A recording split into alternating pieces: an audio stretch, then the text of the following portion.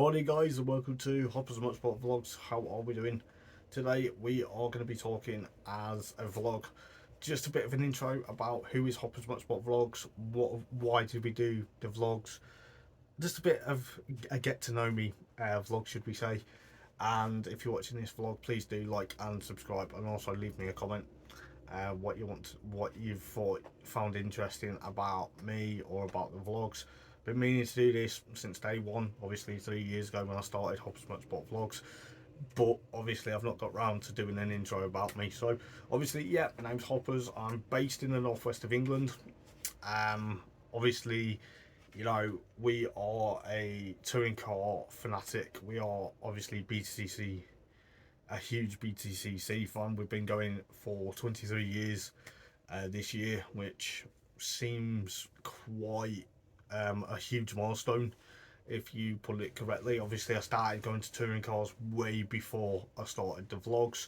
As I say, I started the vlogs 3 years ago, purely because I was fast approaching a huge milestone in my life. I was turning 30 years old. I thought now's the time to do a project because, you know, I'm getting now, as of this year, I'm 33. So, you know, I wanted to get out there. I wanted to get into vlogging motorsport events. Obviously, you may have seen the first vlog we did, or the first proper vlog, was Snetterton 2019 for the BTCC weekend, where Jen, who's my partner, I've been with Jen for 8 years. Jen's not a huge British touring car fan, but she goes along, and as she says to me, that she goes along to support me, which, okay, people might go, why do you need your partner to support you at a touring car event, why, or motorsport event, why is that? Well, um obviously, you know, I, with my autism, you know, I'm not going to be hiding behind the autism, but with the autism, I tend to struggle a bit with anxiety. I tend to struggle a bit with a bit of social interaction, should we say, as well. It's been a bit difficult, but people look up to me and go, "Well, hang on, you talk to touring car drivers, you talk to, you know, members of the teams very well when you're there. If you've seen me at racetracks, if you haven't, then don't worry." But people may think, well, why do you suffer the anxiety? Why do you suffer the social interaction? I've been like that for quite some time. Whereas I find talking to touring car drivers and talking to team members as well, yeah, it can be okay. Sometimes it doesn't always go to plan. Where I want to talk, say, for example, try and talk to Dan Rowbottom, you know, okay, Dan Rowbottom is one of my favourite drivers because I had a lengthy conversation with him at Snetterton both Saturday and Sunday. You know, he gave a bit of his time to talk to me, and we had a bit of a catch up, which was great. And Dan and I are the same sort of similar age. You know, he's a few months older than I am, and that's why I look up to him, and that's why I can talk to him. You know, I can talk to guys like Matt Neal, Henry Neal, Matt's son. You know, I can talk to them, and yeah, it's just basically just to help me, just in case I get stuck. And obviously, 9 times out of 10, Jen's there so she can help me film the vlog. So obviously, you know, okay, I've got the tripod recording this video now with the selfie stick holder that the smartphone sits in. So I managed to get that, find that, and have that put on the tripod, so I don't have to hold my phone in my hand and get a dead arm. So in a way, you know, Jen's there to help me like press record on the camcorder if we're doing it on the camcorder, and obviously press the stop button when I'm ready for it to be stopped. And you know, because obviously I couldn't do that on my own, and you know, I could press the record button, but then you see me walk back to the camera, and I don't think it's really 100% easy to do that because, like, I had Paul O'Neill do the introduction to Snetterton, which I messaged him and said I'm doing a vlog for Snetterton first time week BCCC weekend. Would you mind doing an introduction? He was like, sure, come and find me. And I was like, okay. I couldn't do it on the Saturday because I didn't see him on the Saturday. Well, I did see him on the Saturday because part of his Facebook Live, but we didn't have time to do that, do the introduction on the Saturday, so we did it before race 3 on the Sunday, which was quite nice to have that at the end of what has been probably a high and a low emotions that weekend, which I'll go into in a moment or two. But jumping into, obviously, I had the Michael Crease interview, which, yeah, I admit it was quiet. That was the downfall with the vlog. The Michael Crease interview was quiet. People couldn't really hear what me and him were saying, and I get that. And it was a rookie mistake. I did have a sound recorder with me, but I obviously didn't use it. I thought, well, I'm rushed for time, etc., etc. I'm trying to do this. I'm trying to get it all done. So Jen's there to make sure that things like that will happen. To make sure I am happy that this is going to happen. And fair play. It takes its time, and obviously, like I say, from liking British touring cars from a young age to the current date, and like I say, I've been following it for 23 years, and it's been a whirlwind of adventure. I've had so much stuff going on during the time of growing up as a child to the current date. I obviously will go into a few bits and pieces about me, and and who I am, and why I've decided to do the vlogs. At the time of growing up as a kid, obviously, like I say, I'm 33 years old this year. Um, Growing up as a child, playing with your toy cars, you got toy cars in a box at home. You got your landing at home, your family home, as your racetrack. Potentially, yeah, a landing with half a banister missing isn't an ideal racetrack. And I used to push the cars along the carpet and used to make literally races. And then obviously I got a Scale Electric when I was a kid. I got the Taurus 2000 set, which was obviously the old Andy Rouse 4 Mondeos, and the BMW 3 Series from Schnitzer. I think it was the 93 models, if I remember rightly. I remember having them.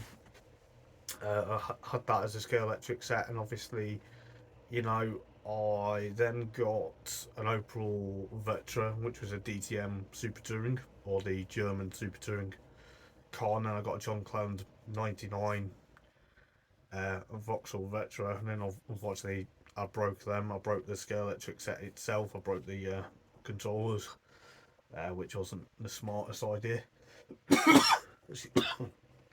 Excuse me. And I kind of regret that because I've easily kept the Scale Electric set, and probably annoyed the living daylights out of Jen when we now started living together 2 years ago. That I could have had the Scale Electric in the front room. She'd be like, "What the hell you brought?" But no. So obviously, growing up as a kid, I had obviously naming all the cars in the car park with my late granddad. With my granddad and me nan. I'll go into details about them in a moment or two. But naming all the cars in the car park with my nan and granddad and my mum and my dad, it's kind of that's what sport liking cars in general. And then obviously getting into the likes of Toka touring cars, Toka 2, Colin McRae Rally 2 on the PlayStation. Wasn't really very good at them games back in the day when I was a kid. I used to, obviously, when I got older and older, I used to getting older in life, I was getting better at the games as well. I was knowing how to race. But, obviously having model cars as a kid as well, and then obviously as growing up as a child, I got involved in the BTCC in 1999 when I was maybe 9 or 10 years old. And it felt like, how weird is this? Because, okay, going to my first ever touring car event at Alton Park in 1999, May Bank Holiday, the last day of May, 31st of May 1999, was my first visit to BTCC. And I kind of at the time didn't know what touring cars was about. Obviously, I thought the Toka touring car games, the Toka touring car and Toka 2 games were just a made up championship. I'd never realised it was a real life. Obviously, I read after the time, yeah, it was based on the official 97 and 98 British Touring Car Championship. I was like, and I've gone to my first ever event by then. And when I realised, and I was like, this is so cool that obviously didn't say that at the time, but I realised as I got older, like maybe when I was about 12, maybe 13, I was better at the racing on them games by then. And I thought, well, this is so cool. I've gone to BTCC by then for 3 years now, and the bug has been there since. And it was like, wow, to play an official touring car championship game on the PlayStation, that okay, I never really did any really well. I got to a point where I was playing it growing up, when I was getting older and older, and I literally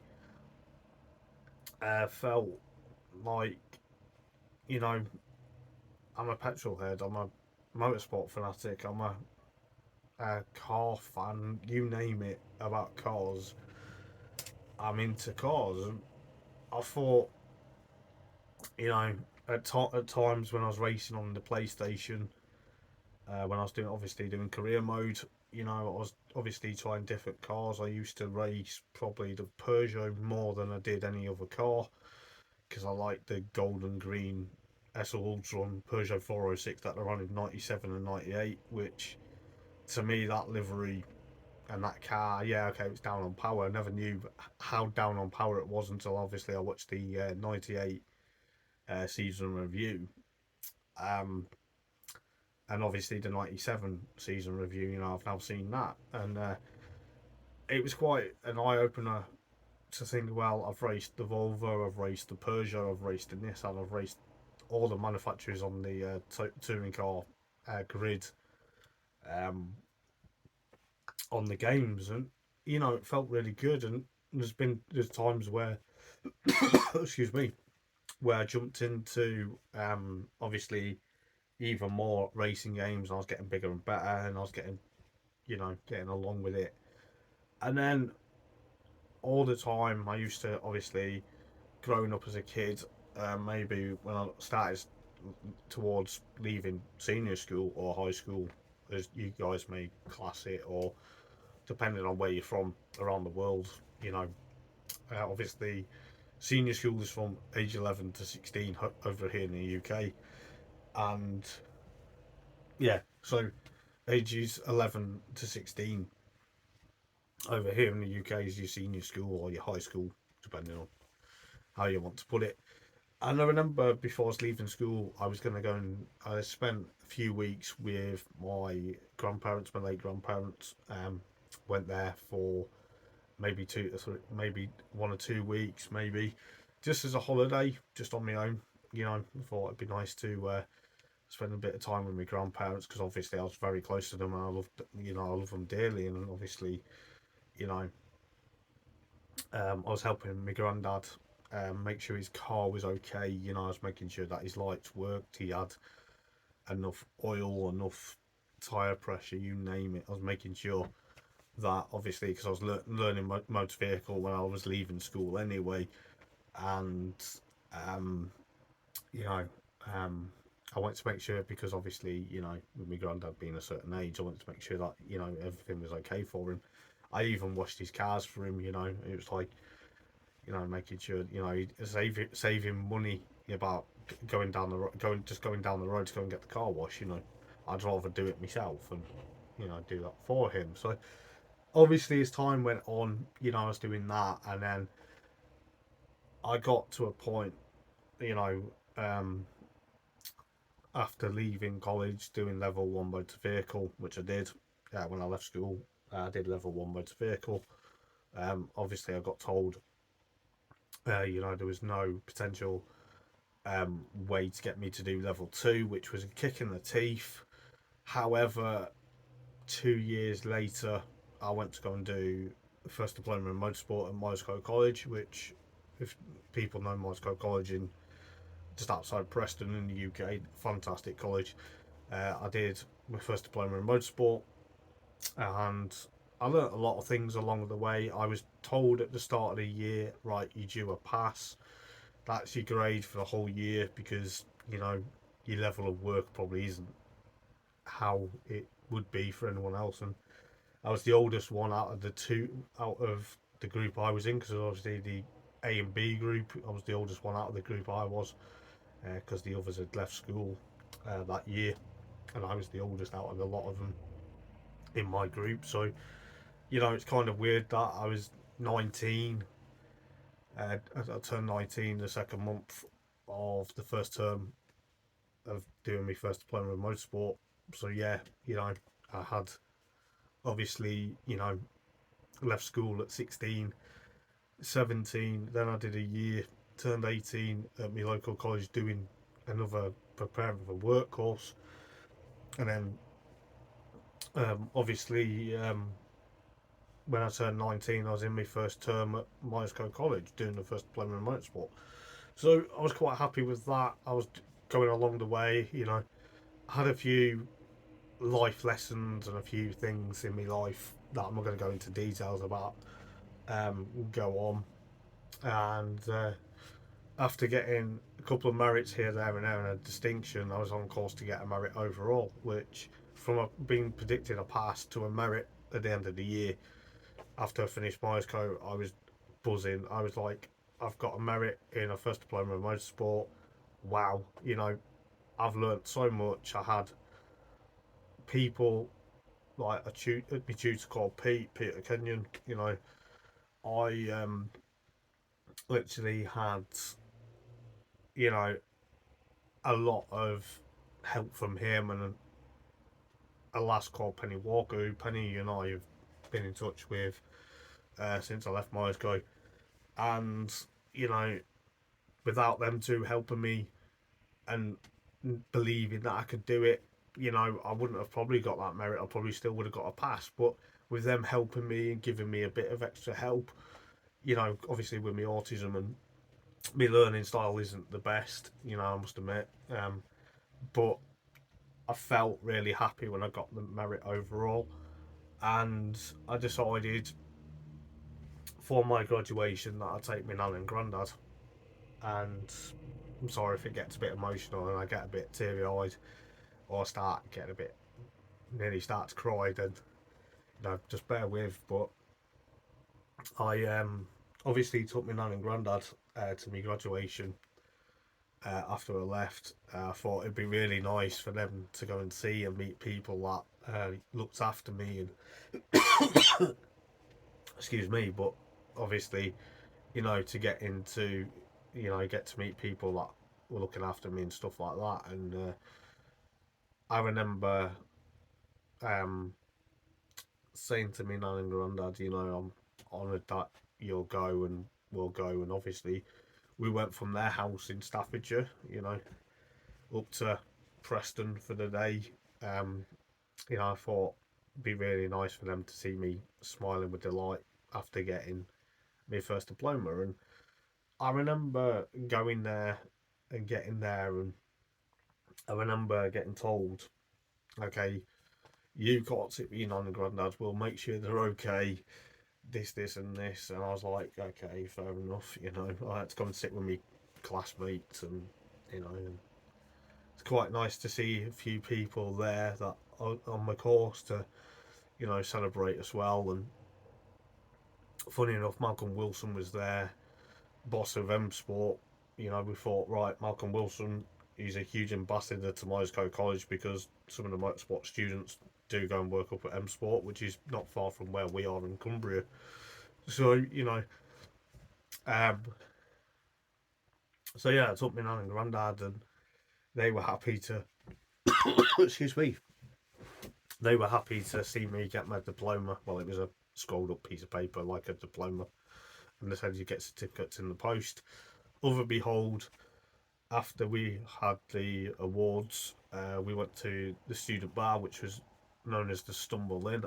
I used to joke it should be called the Stumble Out because the amount of people that obviously the legal age of drinking were allowed, to drink in there, and how many people used to have a bit to drink on a Tuesday night social, you know what I mean. But you know, so we went there, and I'd introduced my nan and my granddad to a guy called Mark. I can't remember Mark's last name. He used to be, uh, obviously, he was sort of a bouncer at the student bar, but he was also part of the student security.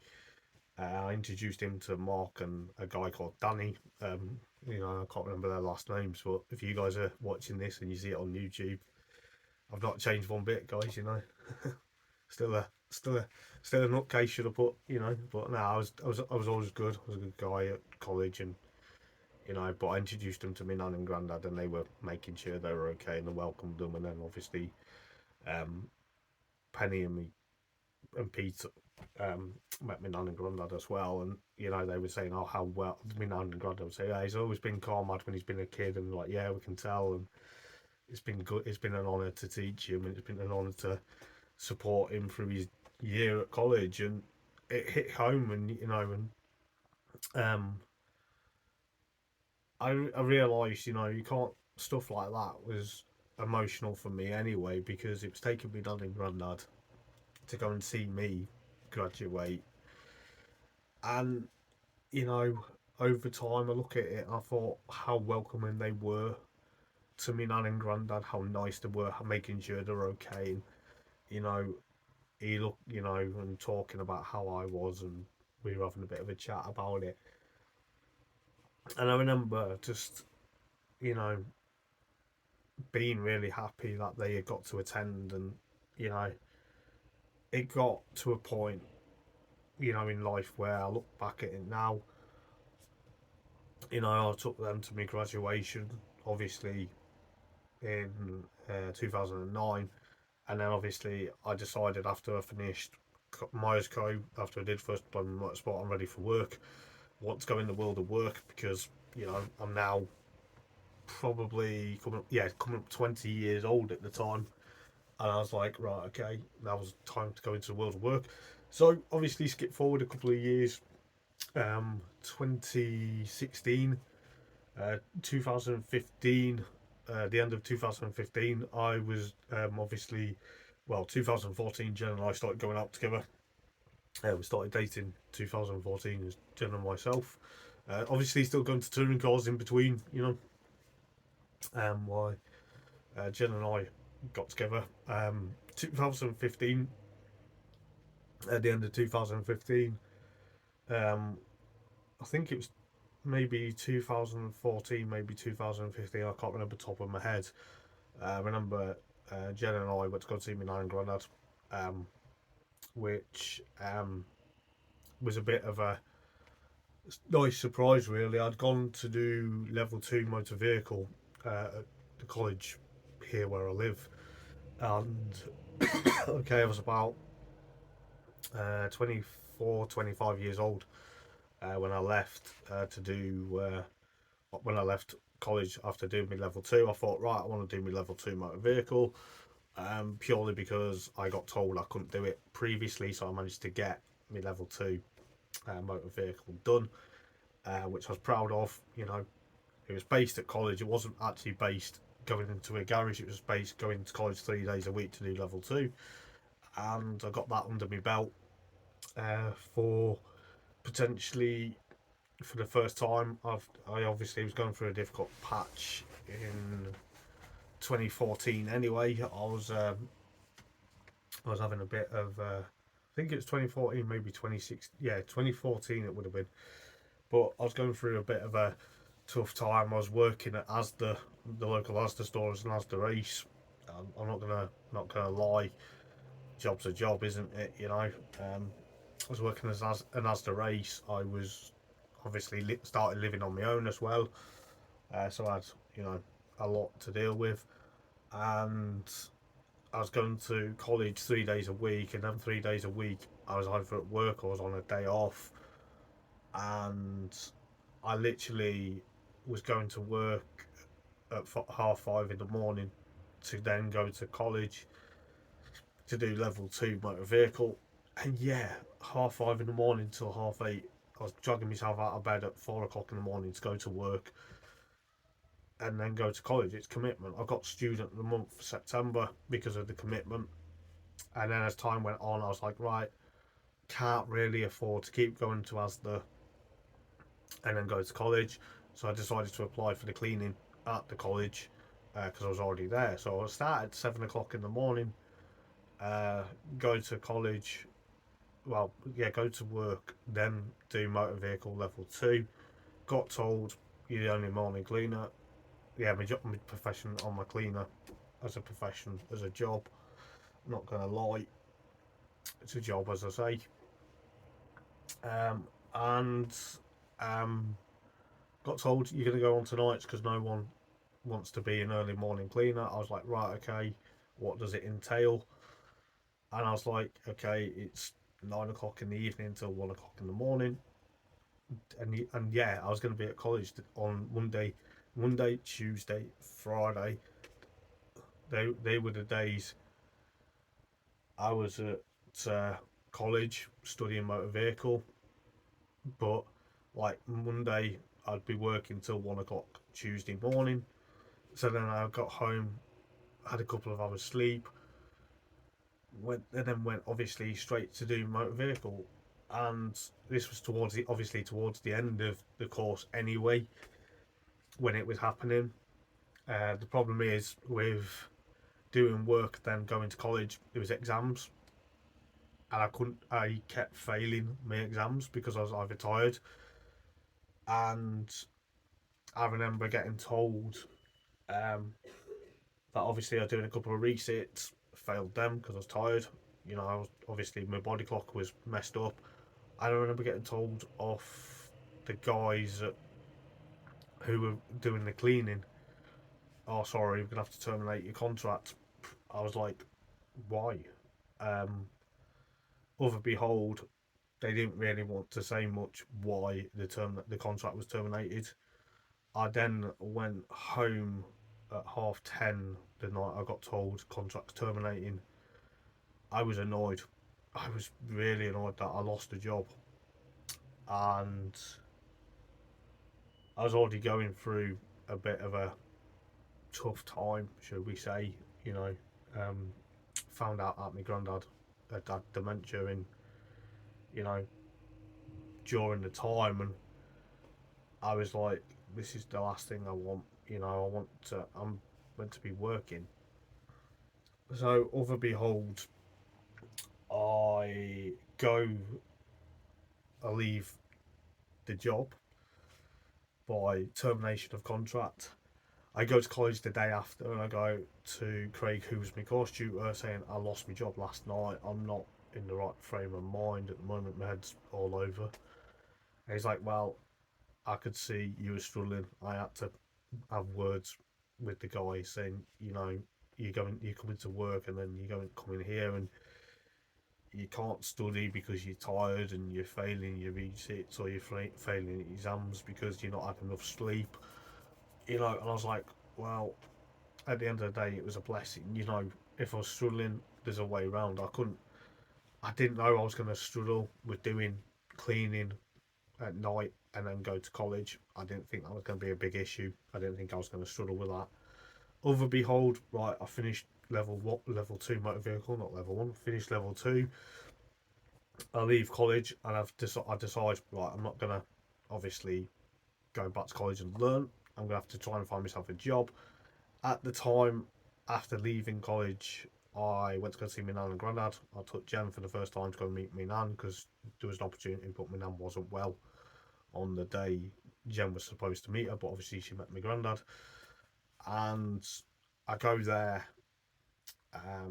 go to my nan and granddad's house, and I'm like, um, go and meet Jen, and I get the train because I used to get the train quite a lot to go and see my nan and granddad, and obviously get the train back. And I remember getting to my nan and granddad's house. My nan met us at the train station.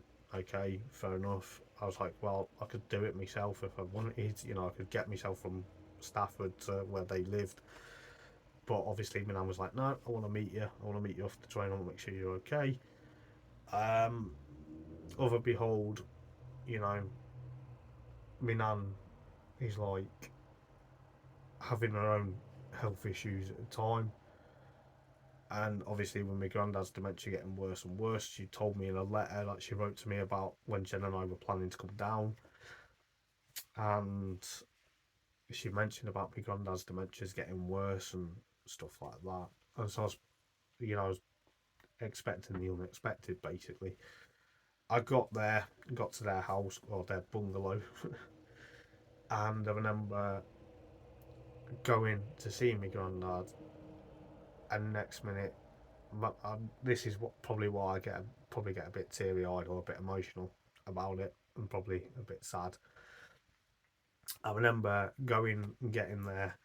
My granddad's messing about with the alarm system for some bizarre reason. I don't know exactly what he's trying to do. No idea what he's doing. Obviously, I think he's with his dementia. It's playing on his head that he needs to do something. And I remember him saying hello to Jen. I was like, "Hi, Jen," and then he said hello to me, but doesn't go, "Hi, Andrew." And it's like, damn, you know, my own granddad forgot who I was, and it hurt. And you know, I then was talking to me Dan, and Jen and I were obviously having a talk, and she was like, "Right, what are you planning this week? How long are you staying for?" Ultimately, we were going to stay for a few days, but I thought, no, we'll stay for a week. Obviously, we had open and return tickets, so it didn't really matter when we went back here, back up north, should we say. And I remember my granddad just messing about with the alarm system. It was obviously making the alarm go off and tripping the electrics and all that. And I remember somehow, I don't know what he'd done, but he kept setting the alarm off and then it kept tripping the electrics. And then my nan was like, "Right, just sit down, just leave this stuff alone, it's fine. We'll get Simon, who's my cousin, who's an electrician, to sort it out." But however, with that over time, you know, he wanted to go out for a cigarette because he used to smoke, and he wanted to go out for a smoke, and he was like, I mean, I was like, "No, you're not going out for a smoke because we know where you're going." Da da da da. And it was like they were getting a bit argumentative about it because my granddad was like, "Oh, I just want to go out for a cigarette and all this," and my nan was like, "No, because we know what you're gonna do. We know what you're gonna." And so you could see my nan was really struggling with him, and I was like, "Okay, Jen and I've come down to see you both because I thought it'd be nice to come and see you." However, as time during the week, I was like, "Right, Jen and I are gonna go out for the day." I think the second day we got there, I can't remember what day we got there, but the second day I said to me, "Nan, right, Jen and I are going to go to Wolverhampton for the day. I'm going to leave you and Grandad to have a bit of time alone because you need alone time." And, I felt pretty good that I could, let me know and Grandad have time together because, with his dementia, he got worse. And she said, "You can do what you want, and I took Jen to Wolverhampton. Jen's never been to Wolverhampton, hence why I'm a Wolves fan. And so I let my nan and granddad have time together, and then obviously over time, I was cooking my nan and granddad. Well, I was cooking and my granddad and Jen some tea. Sadly, my nan didn't have any, which was a bit of a shame, really, because I cooked us some spaghetti bolognese, but she couldn't have what was in the packet because obviously it contained eggs and she was allergic to eggs. So I thought, right, okay, we can't do that. Jen and I went out for a few more days out. We went to Stafford one day, went to Lichfield the other day, and I was there for a week. I got to see some of my family members of my dad's side of the family, which was quite nice. Um, and I remember going, telling my nan and granddad, my nan said, "Right, I can't take you back to the train station on the day of going home." So I was like, "That's fine, we'll go, we'll let you know when we're back."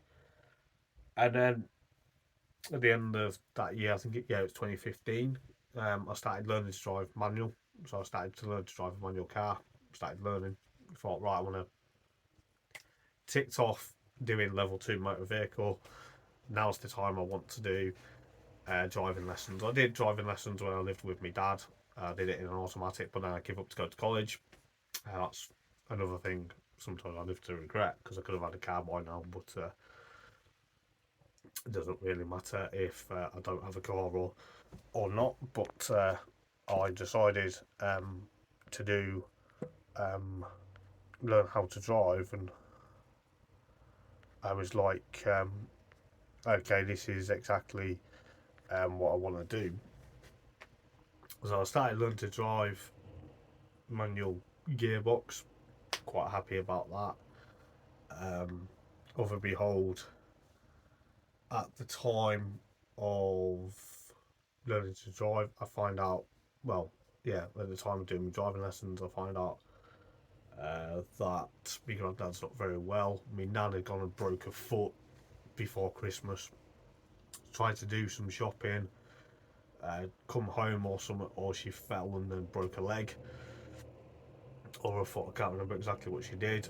Obviously, my granddad was very worse at the time. He was actually there at home, but he was kept falling over at home. But because my nan was in hospital because of a broken leg, which isn't the best, so they said, right, granddad's now going to go into a home. She didn't really want him to go into a care home, but unfortunately he had to. He had a fall while he was at the care home, which they took him into hospital. Little did they know, they obviously found out he had pneumonia, as well as excuse me, as well as his dementia. And at the time, obviously Christmas time, it wasn't a very nice sort of Christmas with me nan with a broken foot and my granddad in a care home or in a hospital because of his dementia and pneumonia. Um, so obviously, time goes on, time flies to January 2016. I thought, right, okay, this is 2016, new year, new me and Jen, basically, And I remember Jen and I, before we got engaged, we've been engaged probably since 2017. Um, so I thought, right, okay, we'll go and start looking at wedding fairs just for the sake of it, because you never know. We are in the process of planning our own wedding, so we've been trying to get married for a few years, but things have been getting in the way, and with the COVID pandemic, etc. as well. I know this is a long vlog and I'm waffling on, but I thought it'd be really nice to sit down. But so anyway, Jen and I go out to the the wedding. What are they? Wedding fair. Yeah, the wedding fair at Lonewood Bay, which we thought we'd go there. It was our first wedding fair. Just go and have a look at potentially what's on offer, what the offer for weddings, etc. Just because just in case we do decide to get engaged. And I remember going there. I remember because obviously I was stopping at Jen's at the weekend. Jen and I never used to live together until 2 years ago. I was going to Jen's, stopping at Jen's at the weekend because I didn't really want to stop on my own at weekends. I used to do that every weekend. I used to obviously stop at Jen's in Windermere, and used to stop at Jen's mum's and have a weekend with them, because if I wasn't working, then that's my weekend and made it worthwhile. But I remember like being come back from the wedding fair, fall asleep for a bit. I think I had some tea, fell asleep. Phone's going off. Jen wakes me up, goes in each brother, and I know my granddad's in hospital at the time. And then I get a phone call that day saying my granddad passed away, which it transpired into a world of emotion. It transpired to something I didn't really want to hear. I was really upset and disheartened. I found out, my granddad passed away, and I was like, you gotta be joking. He was like, no, Grandad sadly passed away, mate. And I was like, oh. So I hid back the emotion on the phone. After I finished speaking to my brother, I put the phone down and I just burst into tears and I went, he's gone. And Jen was like, what's up? I was like, Grandad's passed away. And I remember crying. And I remember Jen's mum going, are you okay? No, Grandad's passed away. I got a bath run, I got a cup of tea. And I wasn't right. I remember going to work telling people my granddad's in hospital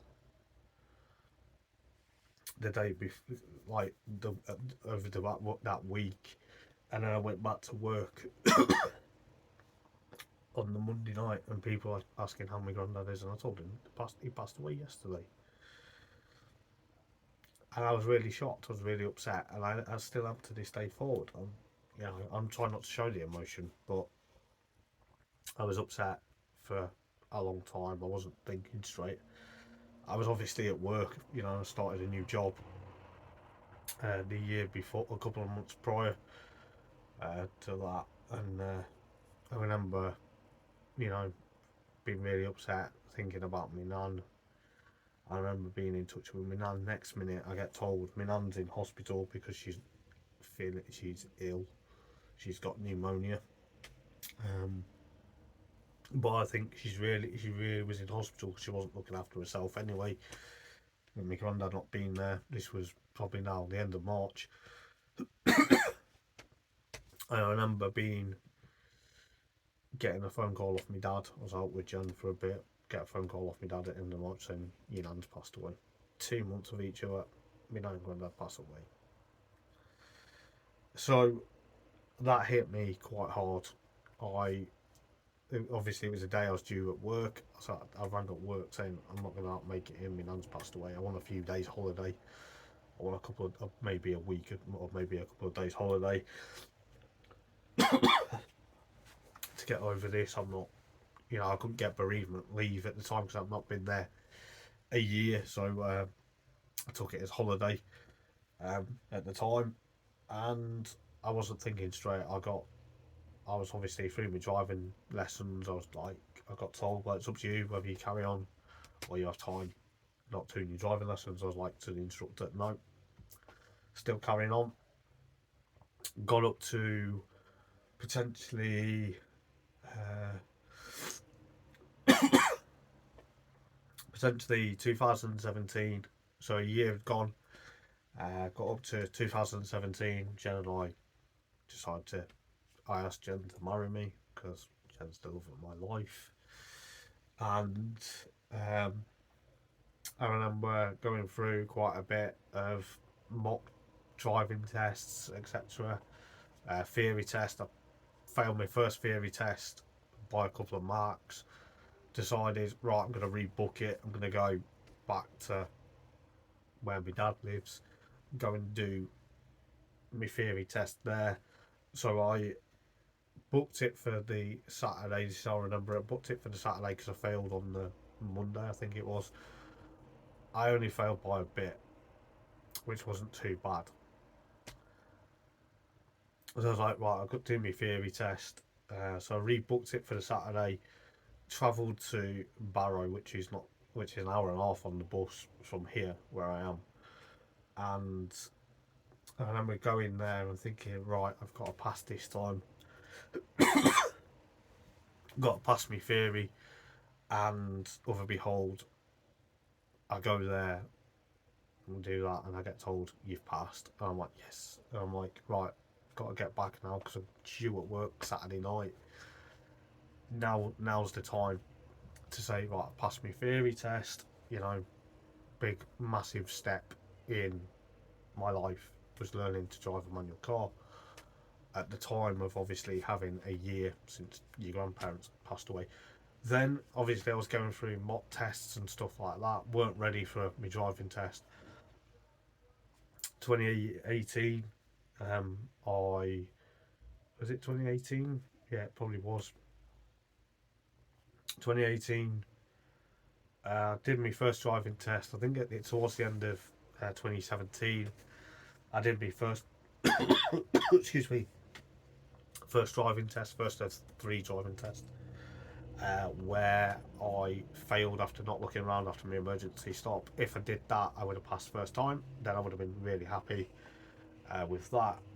Unfortunately, because I didn't do that, I failed because it's a serious fault. So, however, I wasn't too disheartened. I was a bit like, okay, we'll go again. Go again. A couple of months later, redid my driving test. Second attempt this time. Get told the same examiner is examining me as first time. Other behold, he has his own examiner coming along. You can't decline that. You can't decline. You can say that you don't want your driving instructor to go in the test with you, to go in the car with you during your driving test. I didn't take Glyn, who was my driving instructor. I didn't take him with me on either of my tests. I thought it's a bit more added distraction having another passenger in the car. I just want to pretend it's just me and the examiner and no one else in the car. Not to say if I do have a car that I won't be taking passengers, because, you know, I will be, but if I do have a car at some point. But I took the examiner that failed me first time. I was like, oh, no. The one that failed me first time that I was annoyed at, well, I wasn't annoyed at, I was like, right, okay, you failed me for not looking around after emergency stop. I was a bit annoyed first time when I failed. I must admit, you are if you fail your driving test because you worked up to it. So the second time so there's the examiner who failed me, myself, and his examiner in the car, and I'm like, to this point now, the anxiety has, because obviously with the anxiety learning to drive and doing my driving test, the driving test first time, I was a bit anxious because I was like, yeah, it's now time to prove a point, trying to prove a point I can drive. So, however, I obviously second time I had the examiner and the examiner's examiner. Yeah, I know it doesn't make sense, does it? But the guy that was examining the examiner to make sure he could examine people to do driving tests. So we had him in the car as well, and I was like, wasn't really happy about it. I couldn't decline that because I had to sign saying yes that this could happen, and I was like, oh, there's 2 of them. Why is there 2 of them? Is one an examiner, or was the other one doing another driving test? Turns out it was the examiner's examiner, and I was like, really not happy. I literally was going through my driving test. Uh, I had quite a few serious faults this time. I had one where I was over competent. I wasn't doing that because I had, obviously with the examiner's examiner in the car. It threw me into a massive anxiety, and I was like, I don't really want you in the car. I just want me and the examiner because there's 2 of us then. I then went um, out of a road where a junction, a car was there next to me, and I pulled out. Obviously, to go to the left, and got failed for that.